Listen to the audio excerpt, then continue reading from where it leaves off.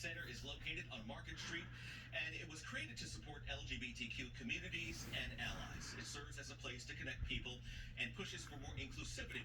You're here to talk more about the power of the center and what it holds for the community. We're joined by Executive Director of the SF LGBT Center, Rebecca Rolfe. Thank you so much for joining us, Rebecca.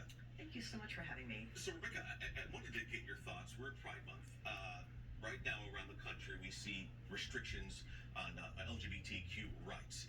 Did you think that we would be in this position at this month in 2023?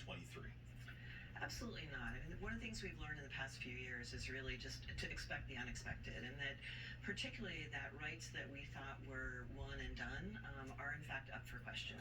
And we've seen over 500 pieces of anti-LGBT legislation introduced across the country, specifically mostly targeting the transgender community and transgender youth. Should we have been past this by now, considering what we'd seen before with gay marriage and that type of thing? We're moving ahead now.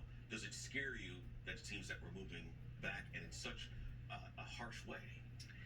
I think it's really challenging. What we know is the vast majority of Americans support equity and equality for LGBTQ communities, and over 80% of the country supports LGBTQ rights. But what we see is a small minority of people really using us as political capital and really holding us as political hostages, and particularly holding in such a profoundly dangerous way LGBTQ youth hostage. It's just incredible that they're using this now as a way, to not let people live, right?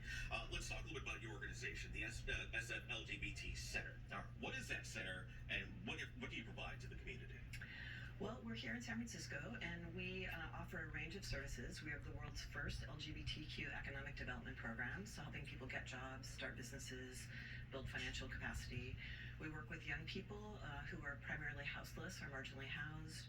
We have information referral. We have arts and culture. We have incredible artistic performances. It's so encompassing, it sounds like. It's more than just provides one type of resource.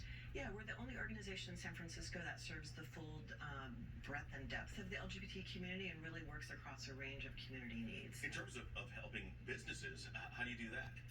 We have a program that really works with entrepreneurs and small business owners to help them look at what they need to both sustain and grow their businesses. So we have a pretty broad range of services that we can offer. Wow, that's really impressive. You have something called Unbreakable Pride. Considering what we just talked about just a moment ago, I want to learn a little bit more about that. I think this year Pride is particularly critical and I think particularly poignant for those of us in the queer community. And so this year we're launching something called Unbreakable Pride, and it's not just for Pride Month, it's really going to be a multi-year effort. We have reached out and developed relationships with 8 sister organizations, LGBT centers or organizations serving the LGBTQ community, particularly in areas hardest hit by the anti-LGBTQ and anti-trans legislation. Is it Florida and Texas, places like that? Exactly, yeah. Florida, Texas, North Carolina, Arkansas.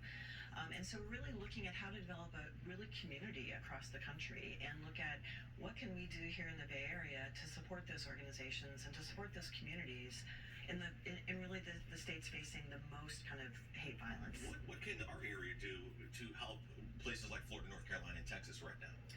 Well, I think the first thing we're doing is really building community. So we've reached out to those organizations. We've launched a campaign to introduce people in the Bay Area to those organizations. We're going to be carrying their logos with us in the Pride Parade, and folks have talked about that being really, really meaningful to them, and the fact that so few people have been able to reach out to them, that alone is important. I got to imagine people of all stripes here in the Bay Area are probably asking, how do I help the folks in Florida, how to help the centers in Florida, right? And this is a way to do with this Unbreakable Pride campaign that you're launching. Yeah, so if you go to our website, you can click through to links to all of the 8 organizations. You can learn more about them. You can send donations to them. We ask people, if you're supporting us, please also consider supporting them.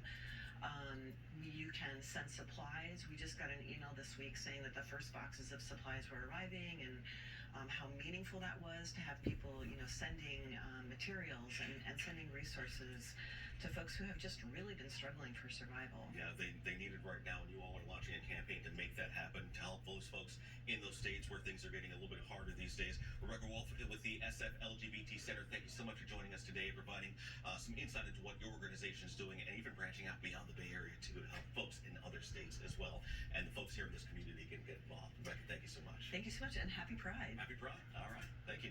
Gassi, over to you.